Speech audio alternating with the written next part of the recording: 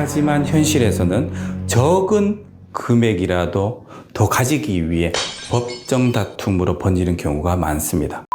과 같은 제도를 통해 자산을 관리하고 분배하는 것은 가족 간 갈등을 예방하는 중요한 방법이 될 수 있습니다.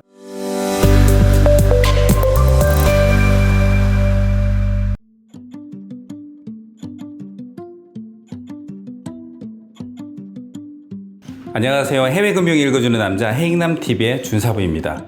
여러분이 만약 170억 원이라는 거액을 가지고 있는데 암에 걸려 시한부 인생을 살고 있다고 가정해 보겠습니다. 그 상황에서 어머니는 도박에 빠져 헤어나지 못하고 있고 보살펴야 할 가족들이 많이 있습니다. 이 큰 자산을 여러분은 어떻게 하시겠습니까? 이 이야기는 홍콩의 유명 배우 고 매연방 씨의 실제 이야기입니다.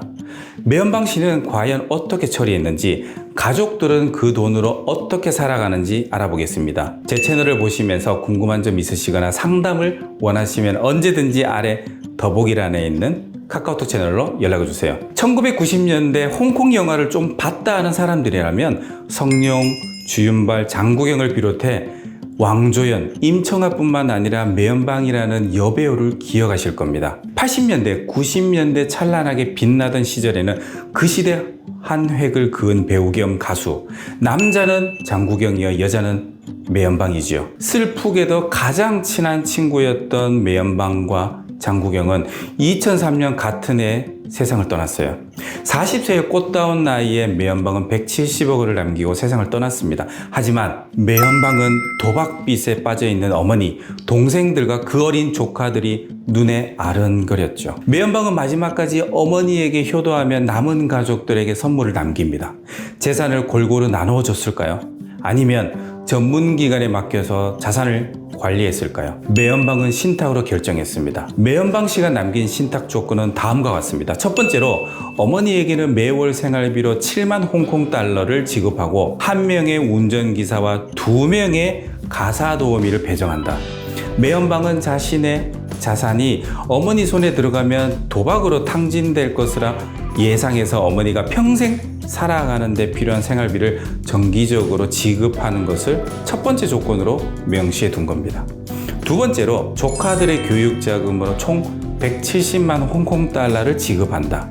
세 번째로 친구 리에 페이지에게 홍콩 해피밸리의 위시우 빌딩과 런던의 두 부동산을 선물로 지급한다. 네 번째로 남은 재산은 어머니가 100세 이후 원더랜드 불교협회에 기부한다. 마지막으로 매연방은 가족 신탁 조건을 모든 수익자에게 비밀로 유지해야 한다고 신탁에 명시해 두었습니다.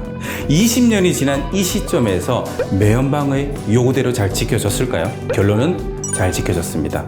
매연방의 어머니는 10년이 넘는 소송 끝에 거듭 패소했고 현재는 포기한 상태입니다.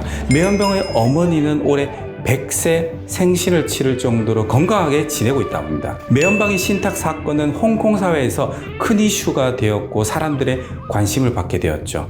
매연방의 신탁 사건을 통해서 우리에게 시사하는 바가 크다고 이 신문에서는 전합니다. 첫 번째로 신탁의 법적 타당성은 쉽게 흔들리지 않는다는 겁니다.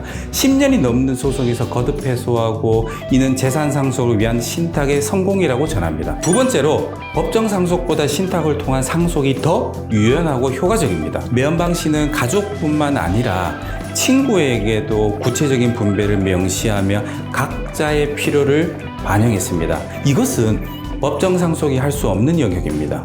마지막으로 유언 신탁보다는 생전 신탁이 더 나은 선택이 될 수 있다는 점입니다. 많은 분들이 착각하는 것이 있습니다. 내 가족은 내 돈 문제로 싸우지 않을 거야. 하지만 현실에서는 적은 금액이라도 더 가지기 위해 법정 다툼으로 번지는 경우가 많습니다.